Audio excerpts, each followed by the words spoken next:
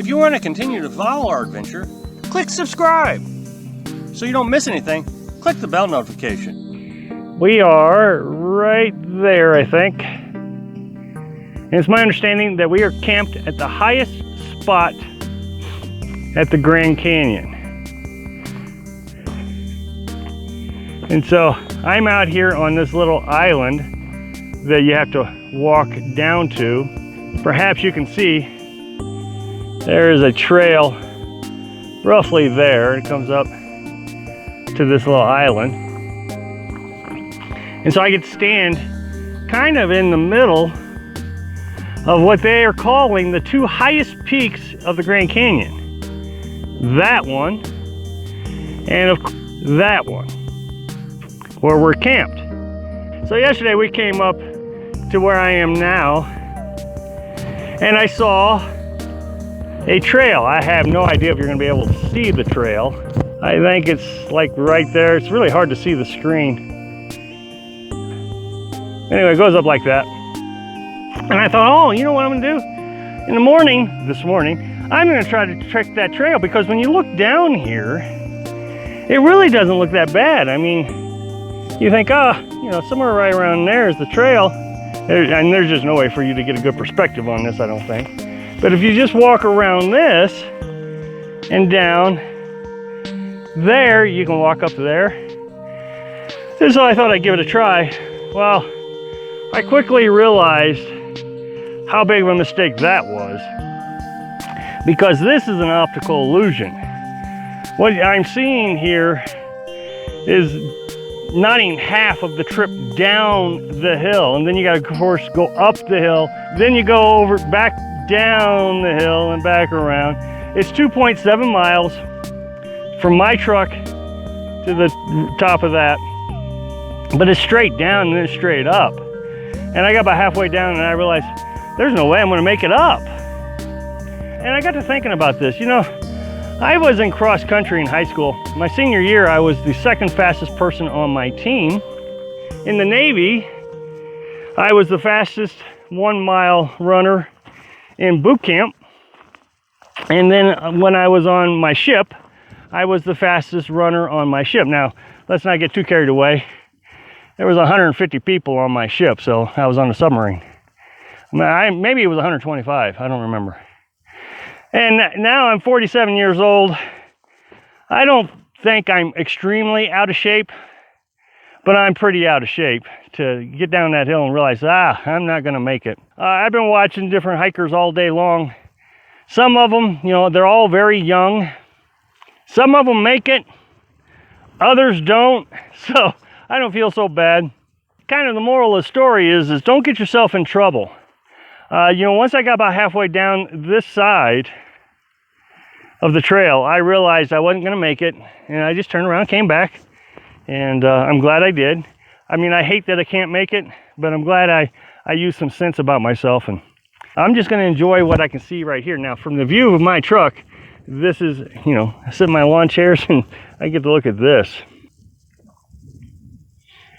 Tell you, if you ever come to the Grand Canyon, don't get too close to the edges.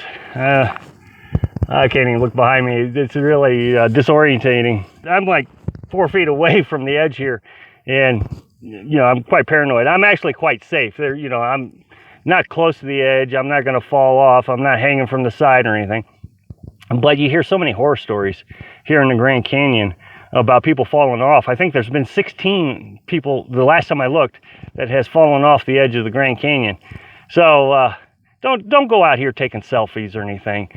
You can stand at a safe distance like I am here and be totally safe. I want to tell you how hard it is to get water up here. When you're up here at the North Rim Grand Canyon, I guess in the South Rim too, I'm not too sure, but definitely up here at the North Rim, they're having to haul water in. There's no water. And so down there at Jacobs Lake is the closest, resource. There's a visitor center down there, a gas station, and a campground. There's also a day use area, all ran by, well, not the gas station, but all of it's ran by the National Forest. When I was in South Dakota, there was day use areas. And so what you would do is you pay your fee, your day use fee. In South Dakota, it was $5. And you could go in there and fill up your buckets of water. Now, we didn't have to do that in South Dakota because we were able to find water. As a matter of fact, we've never had to buy water. The entire time, the 2 years that we've been doing this, we've been able to legally find water at different locations. It's pretty easy to find water on the east, but I knew we weren't going to be able to find water here.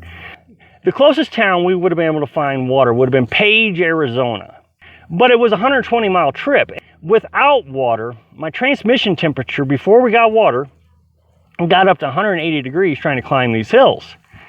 I just knew I wasn't going to be able to travel 120 miles with, almost 400 pounds of water.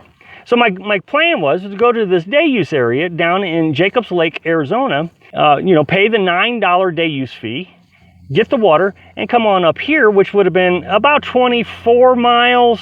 When we got to Jacobs Lake, they had a campsite host there. And in order to pay the day use fee, you had to go to the campsite host and you paid your $9 fee. And so I walked up to the lady and I said, yeah, I was wanting to get my day use pass. And she said, oh, okay, $9. And I said, I'm just going to go get some water and then we're going to leave. And she said, oh, for what?